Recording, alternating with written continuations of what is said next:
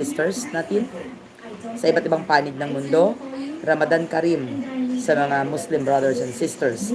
We respect their religion, respect their practice of the Ramadan for 40 days na fasting. Kasi tayo mismo nanggaling tayo sa Middle East, nanggaling tayo sa Dubai, and you know what? When I was there, I have learned to embrace yung diverse community. It's called multicultural community. Doon sa school na pinagturuan ko, halo-halo. May mga Indians who are practicing Hinduism.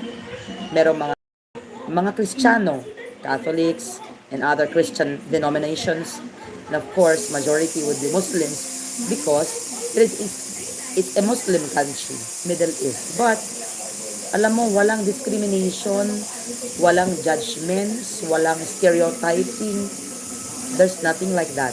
In our school, sa Dubai dati, lahat ng mga bata magkakaibigan regardless of faith, religion, practices, culture. Some of them wear their traditional clothes, even yung mga teachers. Kasi we don't have uniform na teachers.